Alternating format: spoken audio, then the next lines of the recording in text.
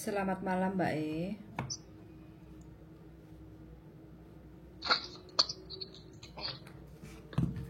Halo, Assalamualaikum. Waalaikumsalam Halo. warahmatullahi wabarakatuh. Ya, Mbak, ya. aku harap maksudnya harap ngomong. Aku kan finish kan bulan itu ya, Mbak. Oke, sebentar Mbak ya. Percakapan kali ini kita rekam, nanti kita unggah di konten YouTube. Jadi tolong jangan sebutkan nama siapapun dalam percakapan kita kali ini ya. Oke, Mbak. Gimana ceritanya? Mbak, kok paspor. Aku kan bulan 6 akhir keluar dari majikan. 647. Nah, 7 iku finish. Tapi bulan 6 aku keluar dari majikan. Oke. Terus tapi paspor aku tak gadein. Bisa Mbak cari majikan lagi? Nah, rencana sampean untuk ngambil paspornya kapan? Mungkin bulan 6, Mbak. Bulan 6 sebelum keluar majikan. Bisa. Sampean kepengen pulang dulu atau langsung kerja? Nggak tahu, Mbak. Nggak tahu. Belum tahu. Belum ada planning. Belum. Oke. Selama sampean sebelum sampean keluar dari rumah majikan, sampean bisa mengambil paspor sampean, itu sampean masih bisa untuk cari majikan baru. Karena apa? Untuk proses dapat majikan baru itu kan sampean harus diperlukan paspor. Baru bisa proses untuk kontrak baru. Selama sampean nggak ada paspor, walaupun sudah ada majikan yang mau sama sampean, itu sampean nggak akan bakal bisa untuk proses dengan majikan yang baru. Kayak gitu. Jadi kalaupun seandainya sampean mau mepet sampai bulan 6, itu nggak ada masalah. Kayak gitu loh. Yang penting kan intinya sampean sudah nggak bisa terlalu banyak untuk pilih-pilih majikan lah, kayak gitu kan, karena waktunya kan sudah mepet kayak gitu. Oke. Ya udah. Makasih ya, Pak ya. Oke, siap. Makasih Mbak ya. Mudah-mudahan lancar semuanya ya. Oke. Makasih, Mbak. Yuk, bye-bye. Oke teman-teman semuanya ya, aku nggak ngerti kenapa sih kok kita harus selalu kebentel dengan masalah utang piutang, apalagi dengan menggadaikan paspor. Sedangkan paspor itu kan identitas pribadi kita ya, identitas yang sangat penting sekali. Aku nggak tahu walaupun sebutuh-butuhnya apapun kebutuhan uang yang harus kita urgent kayak gitu ya. Tapi kalau bisa sih ya, jangan sampailah menggadaikan paspor. Kalau kayak gini sebenarnya mbaknya itu agak sedikit nggak tenang, panik, ujung-ujungnya nanti takutnya memilih untuk OS kayak gitu. Karena buntu, jalan pikirannya kan buntu kayak gitu. Karena mbaknya nggak mau cerita panjang kali lebar, karena kan sebetulnya yang dicari kan bujuku, karena berhubung bujuku sekarang lagi kurang enak badan, jadi harus istirahat dulu kayak gitu kan. Jadi saya yang akan bantu untuk follow up, untuk menjawab telepon dari teman-teman selama saya ada waktu kayak gitu ya. Jadi saya nggak tahu ceritanya bagaimana, intinya mbaknya ini kan bulan 7 finish kontrak, bulan 7 awal ya, terus bulan 6 akhir itu dia keluar dari rumah majikan dan masih kepingin kerja di Hongkong, artinya masih kepingin cari majikan yang baru kayak gitu. Terus yang ditanyain, selama belum ada paspor apakah bisa untuk cari majikan? Cari majikan sih nggak ada masalah, selama kita di Hongkong kita bisa interview anytime, kapan aja bisa. Tapi walaupun kita dapat majikan, selama kita tidak ada paspor, ya sama aja, kita itu nggak akan bisa untuk proses dengan majikan baru. Sama aja dong, kita ngasih harapan yang nggak jelas pada majikan yang baru kayak gitu loh. Jadi kebanyakan agen kalau nggak ada paspor, kenapa kok banyak juga agen itu ya, aku mau daftar, mau finish kontrak cari majikan, biasanya dia mau nahan paspor dulu supaya satu ya, make sure dia itu nggak pelin-pelan kayak gitu loh. Takutnya nanti dia daftar dapat majikan, paspor nggak dipegang kayak gitu kan, takutnya dia menghilang kayak gitu. Namanya proses, kita kan nggak tahu ya, arah-arah itu kadang ada yang konsisten, ada juga yang dilewer kayak gitu loh. Sudah dapat majikan, habis itu menghilang begitu saja, menghilang tanpa alasan kayak gitu loh, menghilang tanpa berita, menghilang tanpa kabar kayak gitu. Jadi ya efek-efeknya seperti ini. Jadi kalau mbaknya mau cari majikan bisa-bisa aja selama visa izin tinggalnya masih di Hong Kong, terus rezeki mbak sudah dapat majikan, ya bisa aja untuk proses, walaupun itu deadline-nya itu sudah sangat mepet sekali, itu tetap bisa diproses, nggak ada masalah. Mbaknya nggak usah panik, bukan hanya mbaknya yang barusan telepon aja ya, bagi siapapun teman-teman yang mungkin ada masalah dengan paspor yang digadaikan atau mungkin paspor yang terlilit hutang, biasanya kan seperti itu ya. Nah itu nggak akan ada masalah. Intinya kapan aja kita mau proses cari majikan itu kapan aja bisa. Jadi kalau memang paspor kapan mau diambil ya sudah. Kalau masih ingin kerja di Hong Kong ya sudah, paspor segera ditebus kayak gitu loh.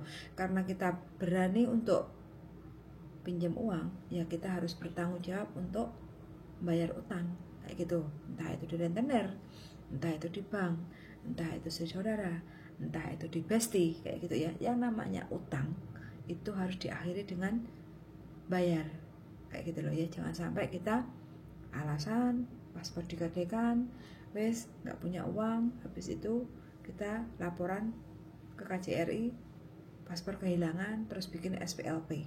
Bikin SPLP ujung-ujungnya adalah pulang ke Indonesia kayak gitu ya. Jadi kalau kita mau pulang Indonesia sama aja. Kalau mau proses ke Hong Kong lagi itu harus potongan. Jadi pilih yang mana? Kalau teman-teman finish kontrak di Hong Kong ganti majikan kan paling cuma 10%. Tapi kalau teman-teman memilih tidak mau menebus paspor yang digadaikan, pengen ada SPLP, pulang ke Indonesia, ingin kembali lagi ke Hong Kong, harus bayar lagi yaitu potongan. Ini adalah sebuah pilihan kayak gitu ya. Bagi teman-teman yang kepengen cari majikan itu bisa. Jadi 3 bulan sebelum finish kontrak itu teman-teman bisa nyabang di agen manapun. Sampean di fotokopi aja ya dokumennya, itu kayak paspor, kontrak kerja, visa, Hong Kong ID kayak gitu. Nah ini adalah dokumen yang kita siapkan kalau kita mau cari majikan. Jadi di fotokopi aja semuanya, paspor kita, kontrak kerja kita, visa kita, Hong Kong ID kita.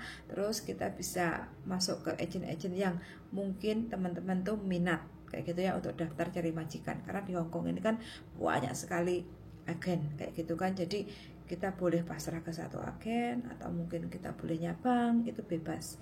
Nggak ada kita nggak boleh atau boleh, itu bisa gitu ya. Jadi intinya kita boleh aja lah nyabang ke agen manapun boleh, selama kita sudah dapat majikan ya kita harus konsisten untuk menyerahkan paspor kita untuk proses di majikan baru. Jadi sebelum tanda tangan kontrak pastikan teman-teman itu harus interview dulu dengan majikan, ditanya dulu yang jelas biar kita kontrak 2 tahun, selama 2 tahun kerja itu harus sesuai. Intinya apa? Kepengen libur, contoh kadang teman-teman kan minta libur setiap hari Minggu kayak gitu kan, tanyain, aku minta libur hari Minggu, bisa nggak? Bisa.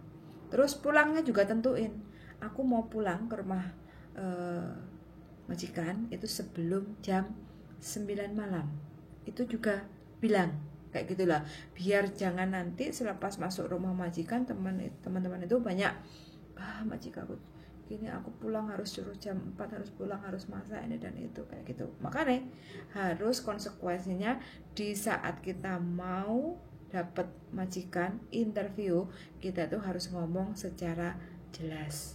Atau mungkin aku finish kontrak terus aku kepengen cuti, selepas visa turun aku kepengen cuti mungkin 2 minggu di bulan apa, special day kayak gitu ya, sebutkan di awal. Jangan sampai nanti masuk majikan visa sudah turun terus habis itu baru ngomong, ya itu kan pasti membuat unek-unek yang tidak enak antara kedua belah pihak kayak gitu ya. Kita juga nggak enak sama majikan juga baru kerja kok minta cuti, kemarin nggak ngomong kayak gitu kan. Nah itu makanya pentingnya interview itu bukan hanya job detail kita, tapi kalau kita punya request yang sekiranya kita urgent yang harus kita minta kayak gitu ya, sekalian ngomong. Kalau pagi biasanya aku harus sarapan nasi contoh ya, jadi aku mungkin akan makan nasi paginya. Terus kalau masalah lauk simple aja lah, sisa makanan yang semalam aku panasin juga nggak apa, atau aku nyeplok telur juga nggak masalah kayak gitu ya. Jadi sebutkan semuanya kayak gitu. Terus bangun pagi jam berapa, terus aktivitasnya dari bangun pagi sampai tidur itu ngapain aja, biar kita itu ada gambaran cocok nggak, siap nggak kita kerja di situ kayak gitu ya.